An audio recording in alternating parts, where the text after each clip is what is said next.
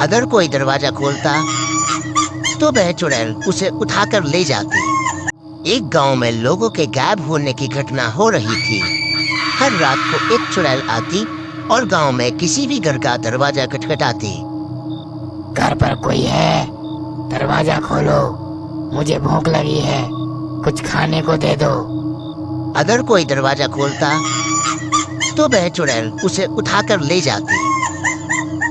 अरे अरे अरे ओ चुड़ैल, छोड़ दे मुझे। अरे गांव वालों, कोई बचाओ मुझे। फिर सुबह होने पर गांव में चर्चा होती कि इस चुड़ैल से कैसे बचा जाए।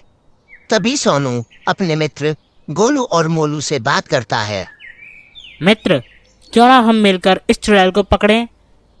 अरे नहीं मित्र, वह चुड़ैल बहुत खतरनाक है, हमें उससे दूर ही रहना चाहिए। विश्वास करो मित्र, हम उसे पकड़ लेंगे, फिर गांव में भी हमारा नाम हो जाएगा। थोड़ा समय सोचने के बाद गोलू और मोलू दोनों भाई सोनू की बात मान जाते हैं। फिर रात होने पर तीनों मित्र एक पेड़ के पीछे छुप जाते हैं। तभी वहां चुड़ैल एक घर की तरफ जा रही होती है। आज मुझे बहुत भूख लगी है, किसी के घर पर जाती हूँ। अगर दरवाजा खुला तो पूरे घर के लोगों को खा जाऊंगी। फिर वह चुड़ैल एक घर पर रुक जाती है। घर पर कोई है? दरवाजा खोलो, मुझे भूख लगी है, कुछ खाने को दे दो। मित्र देखो, यह वही चुड़ैल है जो हमारे गांव के लोगों को उठाकर ले जाती है। चलो आज हम इसको इसकी नानी याद दिलाते हैं। तभी तीनों मित्र चुड़ैल को पकड़ने के लिए एक साथ उसकी तरफ भागते हैं। अरे ये क्या, ये 3 शिकार मेरी तरफ ही आ रहे हैं। वाह, आज तो मेरा पेट अच्छे से भर जाएगा। वे तीनों मित्र तो उस चुड़ैल को पकड़ने के लिए भाग रहे होते हैं, लेकिन चुड़ैल बड़ी ताकतवर होती है। वह चुड़ैल उन तीनों मित्रों को एक साथ उठाकर उड़ जाती है। फिर अगली सुबह गांव में सोनू, गोलू और मोलू की पत्नियां अपने पति को खोने के गम में रो रही होती हैं। अरे भाई, तुमने सुना? कल रात सोनू, गोलू और मोलू उस चुड़ैल को पकड़ने के लिए गए थे, लेकिन वह चुड़ैल इतनी शक्तिशाली है कि तीनों को एक बार में उठाकर ले गई। भाई साहब, मुझे तो डर लग रहा है। धीरे धीरे कुछ समय बाद हमारे गांव से सभी लोगों को वह चुड़ैल उठाकर ले जाएगी।